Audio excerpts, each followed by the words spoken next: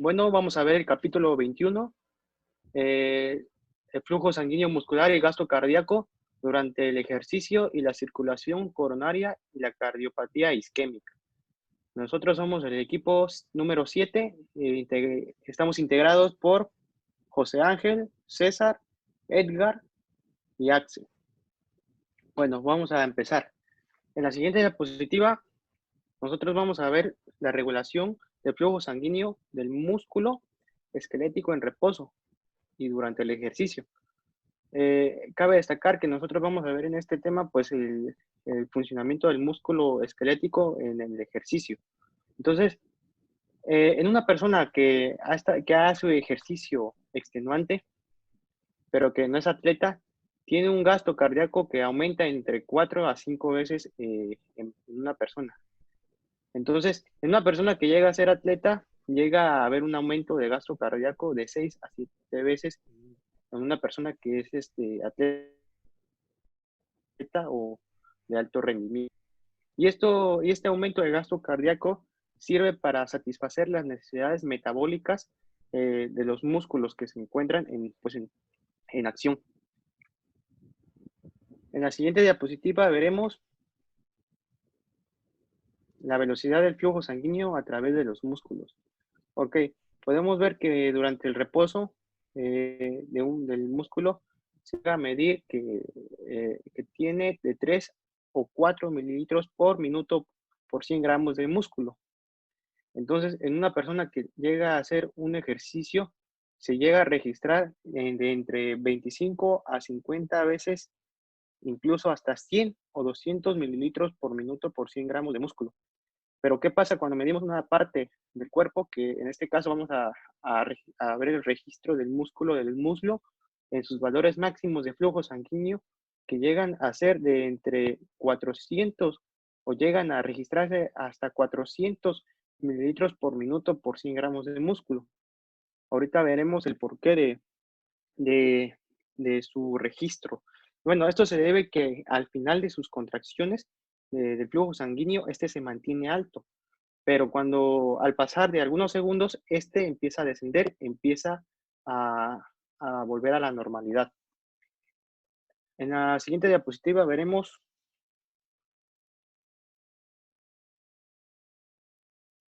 que al final de las contracciones del flujo sanguíneo se mantiene y puede desaparecer casi por completamente pues el flujo. Entonces, durante las contracciones musculares veremos que puede llegar a ser menor, así como mayor. Pero entonces, el flujo, vamos a ver la causa de por qué el flujo es menor. Durante las contracciones pues, musculares, el flujo de los vasos pues son, son contraídos por los músculos. Entonces, disminuye la capacidad para el flujo. Entonces, el flujo sanguíneo puede detenerse casi completamente o puede disminuir el flujo. Entonces, eh, un músculo en reposo, el flujo sanguíneo pues llega a ser mínimo o escaso, pero durante el ejercicio hay unas aperturas de los capilares musculares y al haber esta apertura de los capilares musculares llega a aumentar de 2 a 3 veces la superficie capilar de estos capilares, por lo que hay un aumento pues de flujo sanguíneo en los capilares durante el ejercicio. Posteriormente vamos a ver en la siguiente diapositiva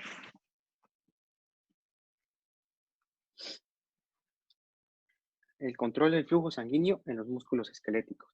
Ok, al momento que nosotros estamos haciendo ejercicio, eh, ciertas partes del cuerpo va a haber una regulación local en el cual va a ocurrir una disminución de oxígeno en el músculo y esto va a aumentar mucho el flujo. ¿Y por qué va a haber este aumento de flujo? Bueno, al momento de que estamos haciendo ejercicio, ese ejercicio, lo que ocurre es de que pues hay un gran gasto de oxígeno. Entonces, al ver este gasto de oxígeno, pues se disminuye el oxígeno en el músculo. Y al momento que esta disminución del oxígeno va a ocasionar que el flujo aumente ¿Y esto por qué? ¿Por qué el incremento del flujo sanguíneo? Por los agentes químicos.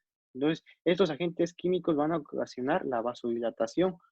Entonces, al ocurrir la vasodilatación por la deficiencia de oxígeno, provocará la liberación de sustancias vasodilatadoras, que en este caso es importante mencionar la adenosina. Entonces, la adenosina va a tener va a tener un efecto muy importante porque cuando hay un gran aumento de perfusión de adenosina, comparándola con durante un ejercicio intenso, no va a tener la misma duración al perfundir y al haber un ejercicio intenso, debido a que solamente la adenosina va a durar no más de 2 horas, como su lapso de tiempo de, este, de, de efecto de la adenosina para vasodilatar. Entonces, gracias a la adenosina van a haber otros vasodilatadores que van a ayudar a, pues, a aumentar el efecto de la vasodilatación. Y vamos a ver ahorita en la siguiente diapositiva cuáles son esos efectos, o cuáles son esos factores que van a ayudar a aumentar el efecto.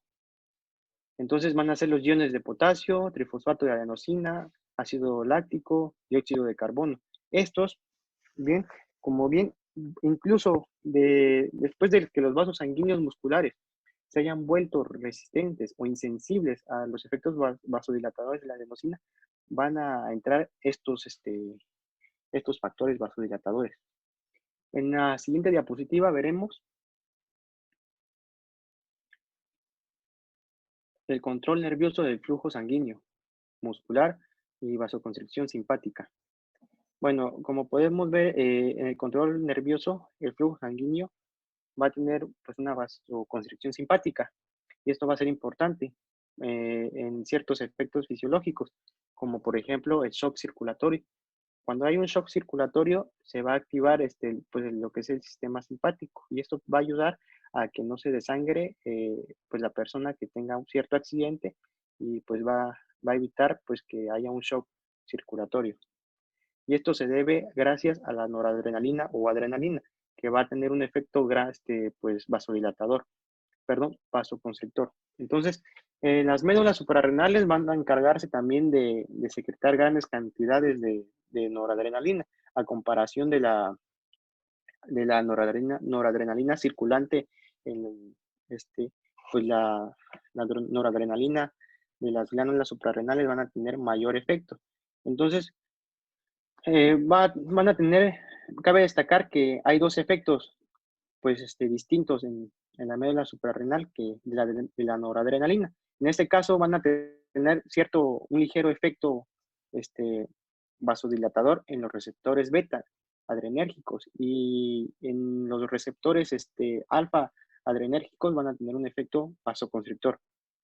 En la siguiente diapositiva vamos a ver los reajustes circulatorios, los ajustes circulatorios del organismo durante el ejercicio. Vamos a tener 3 factores principales que son esenciales pues para tener cierta circulación adecuada para el músculo durante el ejercicio. Entonces, para esto vamos a tener como primer punto una descarga de masa del sistema nervioso simpático por todo el organismo con efectos estimuladores. Vamos a tener también un aumento en la presión arterial y un aumento en el gasto cardíaco. Para esto, pues esto va a ser un enorme aporte de flujo sanguíneo que van a necesitar los músculos, y pues van a tener que ver un equilibrio de todos estos factores principales. Entonces, en la siguiente diapositiva hablaré de los efectos de una descarga simpática en masa. Bueno, para inicio de esto, vamos a tener en el inicio de un ejercicio, pues van a haber señales que se van a transmitir, ¿no? Del cerebro hacia los músculos para la contracción. Pero no solamente se van a transmitir estas señales, sino que también se van a transmitir hacia el centro vasomotor. Y entonces esto va a hacer que se pueda iniciar una descarga también simpática. Para esto vamos a tener 3 factores circulantes principales.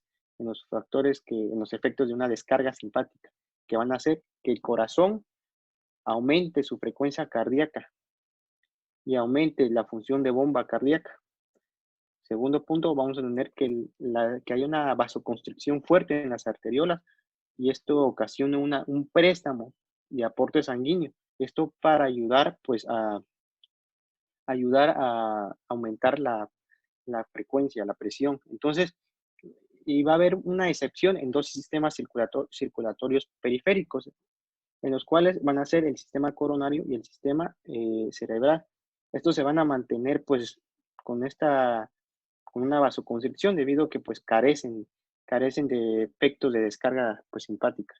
Así lo menciona el libro. Entonces, como tercer punto vamos a ver las paredes musculares de las venas y de otras zonas de la capacitancia de la circulación se contraen y van a tener tres aumentos importantes en su función y estos van a ser pues el aumento de la presión media del llenado sistémico, eh, el aumento de retorno de la sangre venosa hacia el corazón y por tanto va a haber un incremento del gasto cardíaco. Como tercer punto veremos, o en la siguiente diapositiva veremos el aumento de la presión arterial durante el ejercicio debido a la estimulación simpática. Bueno, eh, vemos que durante la estimulación simpática, pues va a ser de gran ayuda en lo que es al inicio del ejercicio, ya que va a desencadenar varios efectos que van a ocasionar que, pues, gracias a la estimulación simpática, ayude a tener un mayor rendimiento en lo que es en una actividad física. Entonces, veremos que cuando hay una estimulación simpática, en primer punto, vamos a ver que va a ocasionar una vasoconstricción de las arteriolas, pero vamos a tener un punto que va a ser excepto en los músculos activos. En el segundo punto veremos pues un aumento de la actividad del bombeo del corazón. En el tercer punto veremos que va a haber un aumento de la presión media del llenado sistémico. Y todo esto va a desencadenar pues que haya un aumento arterial en el ejercicio, que pueda hacer un incremento de 20 milímetros de mercurio o hasta 80 milímetros de mercurio. Esto va a depender mucho de las condiciones que se haya en el ejercicio. En la siguiente diapositiva veremos por qué es importante. ¿Por qué es importante el aumento de presión arterial durante el ejercicio? Bueno, en el libro menciona que va a haber un ejemplo en el cual va a haber un aumento de fuerza de un 30%. Ese 30% se va a encargar de empujar la sangre a través de los vasos y tejido muscular. Entonces, al haber este empuje de sangre, la presión extra también va a aumentar, va a estirar las paredes de los vasos y va a haber ciertos eh, liberadores locales que también se van a sumar a este proceso y va a ocasionar que pues aumente el flujo muscular total o más de 20 veces por encima de lo normal. También cabe destacar que pues en los corredores puede ser un ejemplo o en los nadadores. Ahora pasaremos a hablar sobre la circulación coronaria. Primero que nada, ¿por qué es muy importante hablar de esto? Pues estudios que se han realizado nos muestran que un tercio de las muertes en países industrializados, obviamente pues en países occidentales, mueren por una anomalía o más que nada por una enfermedad llamada arteropatía coronaria. ¿Qué es esto? Pues más que nada es la obstrucción de las arterias o de los vasos que llegan al corazón a darle flujo sanguíneo, nutrientes y demás, y oxígeno, y puramente van a estar tapadas, ¿por qué? Por placas o grasa, como queramos llamarle. Y pues bueno, no va a tener, eso provoca que pues el corazón no va a tener sus nutrientes necesarios ni el oxígeno necesario y no va a tener una funcionalidad correcta. Y esto es muy, muy importante porque prácticamente a la población mayor, o sea, a los ancianos, a las personas obesas, perdón, va a afectar de manera muy, muy drástica. Y por eso es muy importante el porqué de esta circulación. Como veremos en la siguiente diapositiva, en esta diapositiva, como podemos observar, vamos a ver pues, la anatomía normal del aporte sanguíneo coronario. En la imagen que podemos observar, vamos a ver las dos principales ramas, o más que nada las dos principales arterias coronarias que van a dar este flujo a nuestro corazón. Y como podemos observar, es la arteria coronaria derecha y la arteria coronaria izquierda. Igual van a haber pequeñas ramas que pues van a penetrar desde la superficie de la masa muscular cardíaca. Y pues estos más que nada se van a encargar de la distribución del flujo sanguíneo al corazón. Y nos dice que solamente una décima parte del milímetro interno de la superficie endocardíaca obtiene los nutrientes directamente de la sangre que van a haber dentro de las 4 cámaras del corazón.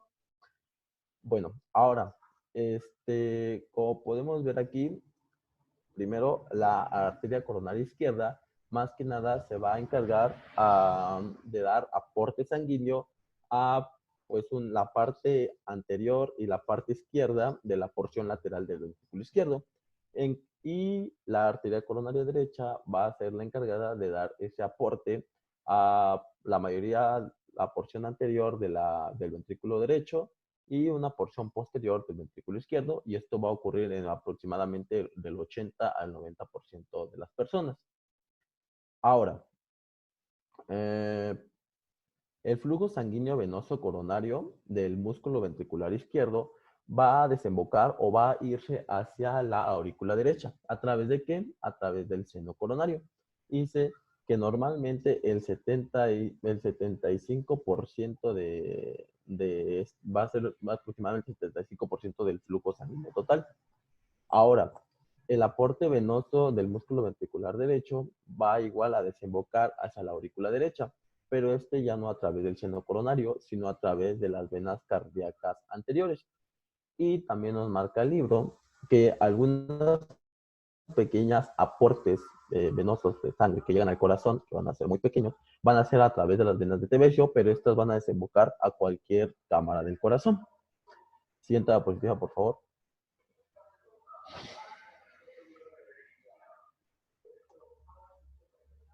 Ahora, el flujo sanguíneo coronario. Vamos a ver, pues, más que nada, cuál es el flujo normal de una persona, obviamente, sana del flujo sanguíneo.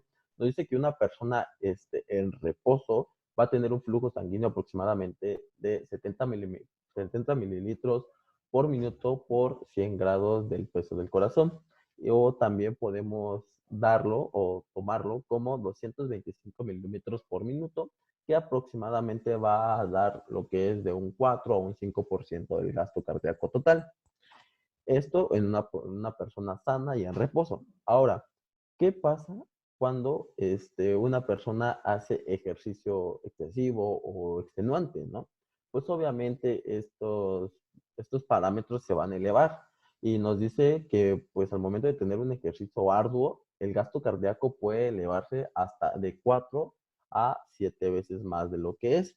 Por lo cual, al mismo tiempo, pues obviamente esta sangre va a tener una presión arterial mayor de lo normal, por lo que igual el trabajo cardíaco puede aumentar de 6 hasta 9 meses más. Y obviamente al aumentar el gasto cardíaco y al aumentar el trabajo cardíaco, igual el flujo sanguíneo va a aumentar de 3 a 4 veces más. Algo muy interesante aquí, podemos ver que casi el gasto cardíaco con el flujo sanguíneo tienen como que los mismos parámetros, como que van de la par.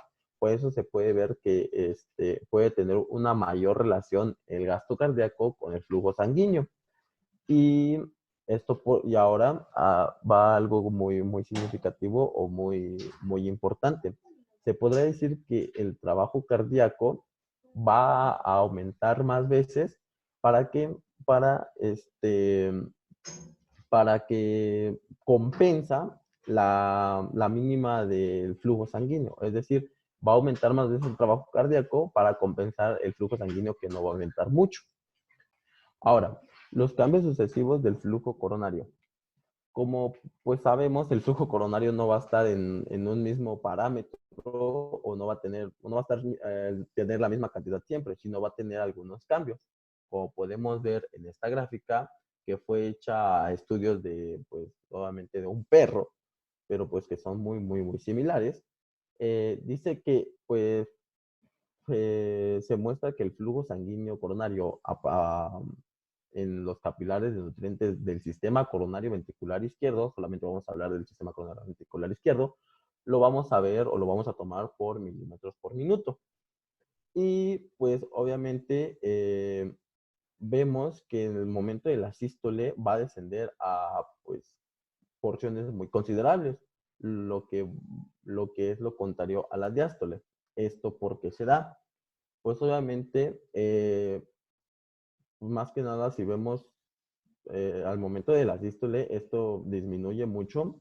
Lo que pasa, obviamente, lo contrario con los lechos vasculares de cualquier otra parte del organismo.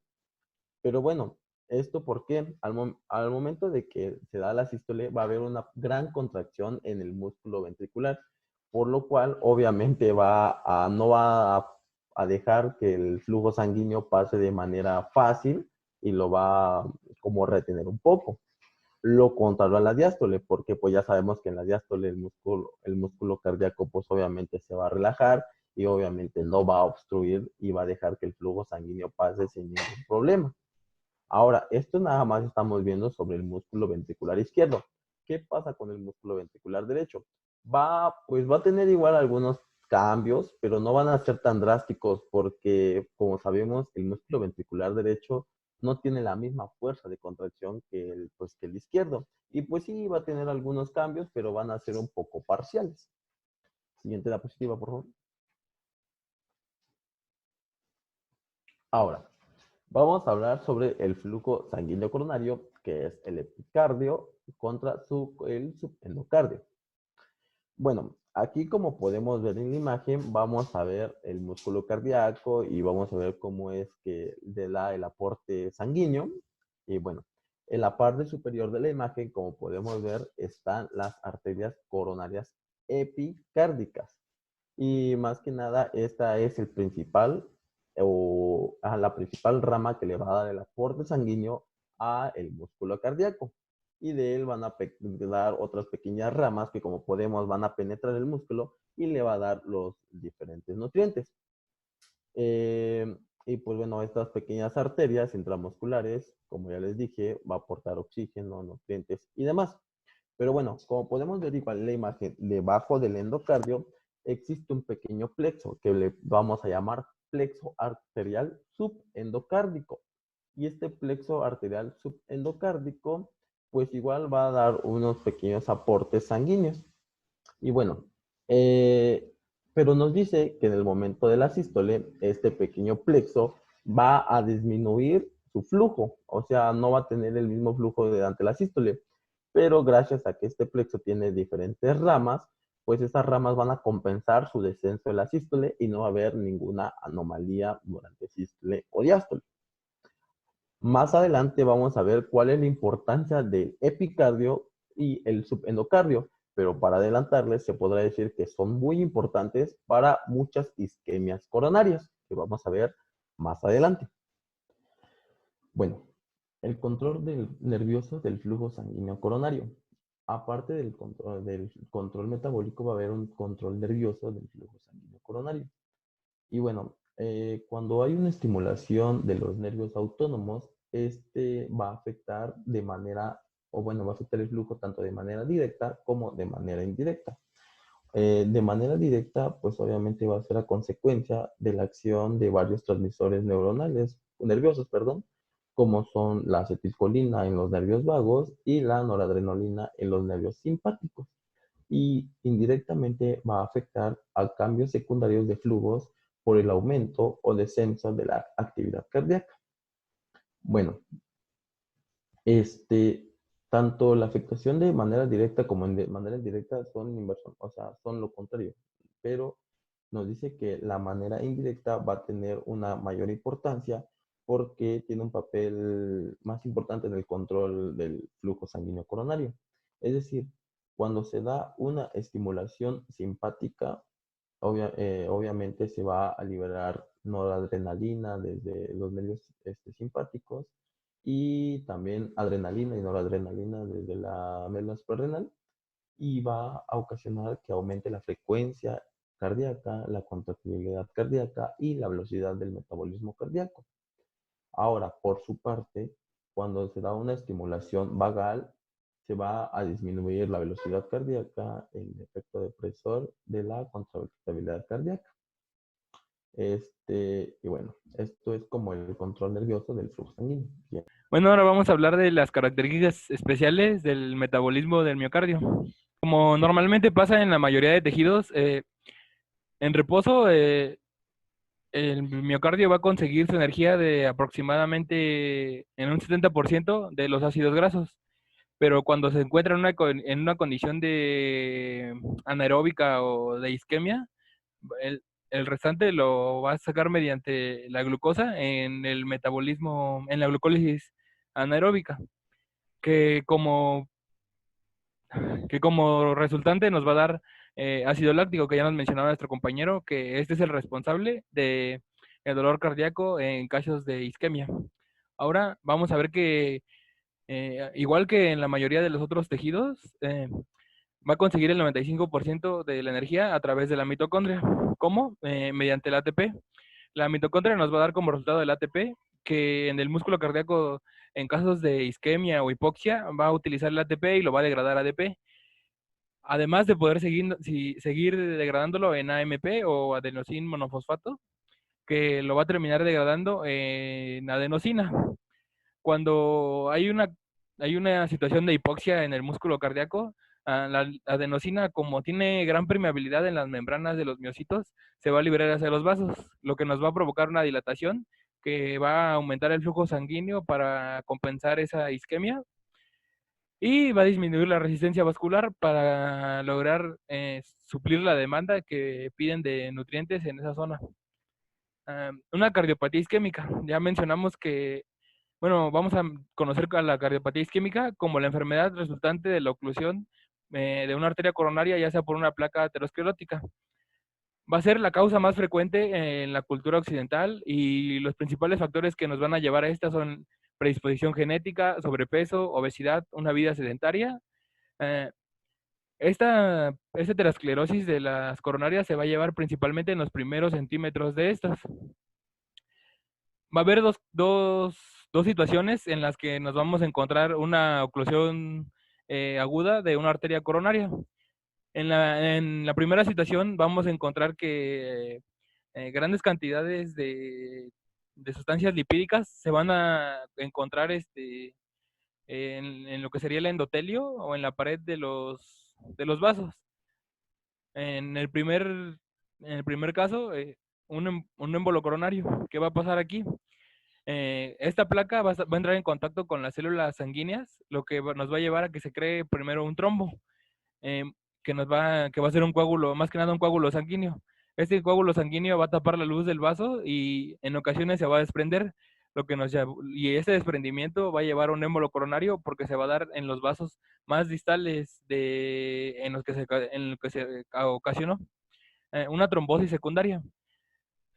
Digamos que ya tenemos a esta placa aterosclerótica en la pared de los vasos. Esta placa va a llegar el momento en el que va a llegar a irritar esta pared de los vasos, haciendo que se constriñan, que tengan una constricción. Entonces, esta constricción va a tapar como tal la luz del vaso, la va a cerrar y esto se va a conocer como una trombosis secundaria. Ahora, en una situación de isquemia va a haber algo muy importante, que es la circulación colateral. Dentro de la circulación colateral vamos a encontrar otras dos situaciones, una oclusión coronaria súbita y una aterosclerosis de desarrollo lento. Cuando ocurre una oclusión coronaria súbita, como en este caso la línea amarilla, uh, los vasos de alrededor van a tratar de dar irrigación a esta porción de músculo que perdió su aporte sanguíneo por su coronaria. Por lo regular, las coronarias mayores no van a tener anastomosis, sino las anastomosis se van a encontrar entre las arterias coronarias menores que van a tener entre un diámetro de 20 a 250 nanómetros. Durante las primeras 8 a 24 horas, esta aportación de circulación colateral no va a ser ni siquiera la mitad de lo que se necesita para mantener ahora esta nueva irrigación que está dando el vaso colateral. Durante los siguientes 2 o 3 días, esta irrigación apenas va a doblar esa cantidad inicial que tenía y apenas va a lograr tratar de normalizar el flujo. No sería sino hasta el mes que este flujo va a llegar a normalizarse como tal. Ahora, en una aterosclerosis de desarrollo lento, se podría decir que va a empezar a crear nuevos vasos que nos van a permitir no entrar en un episodio agudo. ¿Cuál sería el problema en esta aterosclerosis de desarrollo lento? Que cuando la aterosclerosis llegue también a esos vasos colaterales, el músculo cardíaco va a tener una gran deficiencia. ¿Por qué? Porque ahora no va a tener ni su propia irrigación ni de los vasos colaterales. ¿Por qué? Porque ya se fue desarrollando una aterosclerosis en esos vasos colaterales. Ahora vamos a tener el infarto al miocardio. Ah, como tal, a la zona que deja de recibir su irrigación sanguínea y está en isquemia, la vamos a conocer como la zona infartada. Pero a todo el proceso que engloba esta cardiopatía lo vamos a conocer como infarto. ¿Qué va a pasar durante un infarto? Como ya dijimos, va a empezar a llegar sangre en un infarto agudo, va a empezar a llegar sangre de la irrigación colateral. El problema es que esta sangre se va a estancar y este músculo este músculo que está ahí va a empezar a tratar de sobrevivir. ¿Cómo lo va a hacer? Tomando todo el oxígeno que hay disponible en la hemoglobina de esa sangre. El problema es que una vez que tome toda la hemoglobina, el músculo va a empezar a tomar una coloración de azul a marrón y como ya no hay oxígeno suficiente, va a empezar un infiltrado vascular, es decir, que va a empezar a salir líquido de los vasos hacia el tejido muscular, poniendo la zona edematosa. Y si no se le logra recuperar esa perfusión de ese músculo ya en isquemia, va a empezar a haber muerte celular.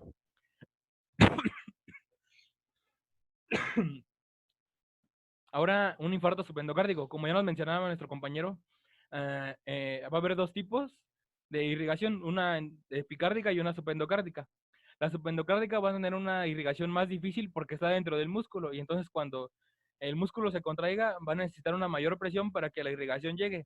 Ahora, si se encuentra en una posición de isquemia, este músculo va a ser el principal afectado porque si de por sí no está llegando la suficiente irrigación sanguínea, porque ya vimos que en la irrigación colateral apenas va a ser menos de la mitad durante los primeros 8 a 24 horas, el primer tejido que va a empezar a sufrir es el subendocárdico. Ahora, ¿hasta dónde es que puede reducirse esta irrigación sanguínea? La cantidad necesaria para irrigar, es decir, para mantener vivo al músculo ventricular, va a ser 1.3 mililitros por cada 100 gramos. Pero al ventrículo izquierdo va a haber una disponibilidad de 8 mililitros por cada 100 gramos. Ahora vamos a hacer unas operaciones fáciles en las que vemos que cuántas veces hay disponible estos 1.3 mililitros en los 8 gramos, lo que nos da como resultado un 6.16. Es decir, que 6.16 veces hay disponible la cantidad de sangre necesaria en la cantidad disponible. Ahora vamos a ver qué porcentaje de esta cantidad necesaria es la que vamos a tomar de la cantidad disponible. Si hacemos esta división, vamos a tener que la cantidad necesaria que nosotros requerimos es un 16.26%. Por lo consecuente, si el flujo disminuye de un 16 a un 30%, no habría problemas y seguiría habiendo como tal la irrigación sanguínea para mantener una función muscular normal. Ahora, el problema de esta oclusión coronaria aguda es que nos puede llevar a la muerte. ¿Cuáles van a ser estas situaciones en las que nos lleve la muerte? Bueno, pues va a haber 4 principales, que sería el descenso del gasto cardíaco, el estancamiento de sangre en vasos pulmonares, dándonos como tal un edema pulmonar y llevándonos a la muerte, la fibrilación cardíaca y en algunas ocasiones la rotura cardíaca. El descenso del gasto cardíaco. Primero vamos a ver que esta zona que está infartada o en isquemia se encuentra debilitada y no puede ni tener ni una contracción ni puede mantener las presiones que el músculo requiere para expulsar esa sangre. Por lo consecuente, estas fuerzas de contracción sistólicas van a hacer que el músculo protruya hacia el exterior, lo que vamos a conocer como una distensión sistólica. El problema que esta distensión sistólica a la vez va a ser como un círculo vicioso que no va a permitir que nosotros irriguemos como tal al árbol arterial. Esto lo vamos a conocer como un shock cardiógeno, que es donde el músculo cardíaco es incapaz de lograr la irrigación total del árbol arterial. Aproximadamente necesita dañarse del 40 al 50% del músculo ventricular para que entremos en un shock cardiógeno. El problema es que una vez entrado en el shock cardiógeno, aproximadamente el 70% de estas personas eh, llegan al deceso o a la muerte, el estancamiento de sangre en el sistema venoso. Como la fuerza de contracción ventricular no va a ser la suficiente para llegar a un flujo sanguíneo constante hacia los riñones, ni una presión sanguínea constante, va a dejar de excretar el líquido a través de la orina. Entonces vamos a tener que va a haber un edema periférico. ¿Y cómo va a afectar esto? Que el trabajo del ventrículo izquierdo va a tratar de suplir el ventrículo derecho. Pero ¿qué va a pasar? Que el ventrículo derecho no necesita tanta presión. ¿Por qué? Porque va a dañar a los pulmones, aumentando a su vez, tratando de, en esta compensación, aumenta la presión en los capilares pulmonares, llevándonos a un edema pulmonar, que una vez que el paciente entre en un edema pulmonar, pues nos va a llevar a la muerte. Ahora, otra causa de muerte sería la fibrilación ventricular. La fibrilación ventricular a su vez va a estar determinada por 4 factores: la pérdida aguda de aporte sanguíneo, isquemia y corriente de lesión, reflejos simpáticos excesivos y dilatación excesiva del ventrículo.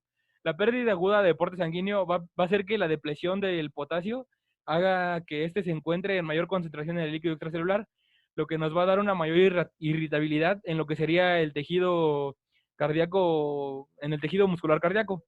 Esto nos llevaría a una fibrilación ventricular. Ahora, una isquemia y una corriente de lesión. Como podemos ver en la imagen de arriba a la izquierda, encontramos que las zonas oscuras o más opacas, estas, van a tener una corriente positiva, corriente negativa. ¿Qué va a pasar con esto? Que va a lograr despolarizar a las otras regiones que no están en isquemia y nos va a hacer que el corazón empiece a fibrilar. Ahora, los reflejos simpáticos, como ya habíamos dicho, como no hay suficiente presión ni flujo sanguíneo, los receptores que se encuentran en el árbol arterial van a mandar estos reflejos simpáticos y los van a mantener en constante activación, lo que igual nos va a dar una irritabilidad del músculo cardíaco y nos va a llevar a una fibrilación ventricular. Ahora, una dilatación excesiva del ventrículo. Como podemos ver abajo a la izquierda, cuando el ventrículo se encuentra en una longitud normal, el periodo refractario del músculo va a permitir que ese impulso no vuelva a retroalimentar esa porción de músculo.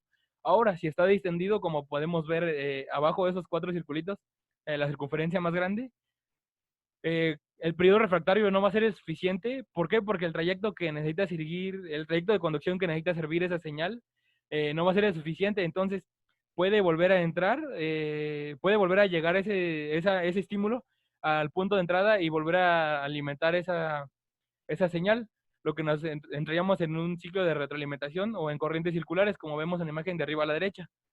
Y esto nos llevaría a una fibrilación ventricular, que en una fibrilación ventricular el corazón es incapaz de contraerse eficientemente y va a haber un descenso súbito en lo que sería el gasto cardíaco. Ahora vamos a encontrar la cuarta y última causa frecuente de muerte por oclusión coronaria aguda, que es la rotura de la zona infartada. Como ya habíamos visto, la zona infartada o en isquemia va a estar debilitada y esta presión mediante la distensión sistólica va a hacer que vaya protuyendo cada vez hasta que esta zona se haga o tenga un menor grosor, lo que nos llevaría a que en una de estas ocasiones llegue a romperse. ¿Qué pasa cuando esta se rompe?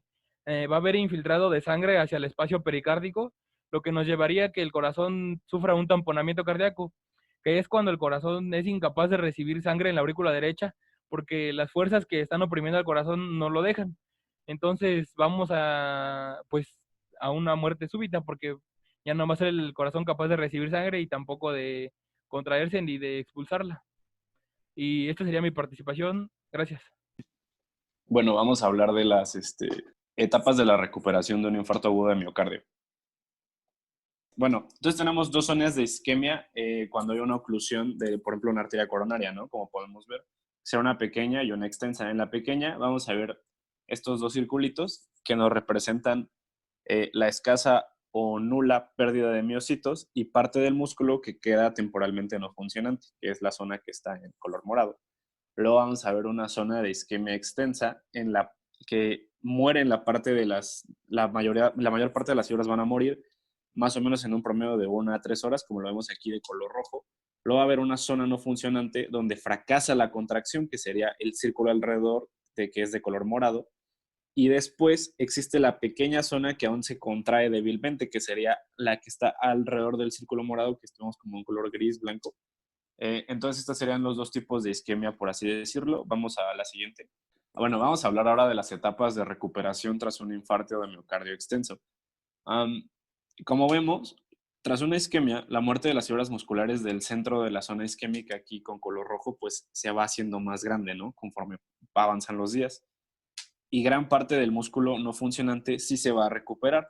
Porque ya se mencionó hace rato la gran acción de los vasos colaterales, ¿no? Que van a formar anastomosis, que van a ayudar a regar esta zona de isquemia para que no se pierdan todas las fibras que pueden estar en riesgo, ¿no? Después del comienzo de esto de la muerte de las fibras, va a empezar ahora un desarrollo de tejido fibroso.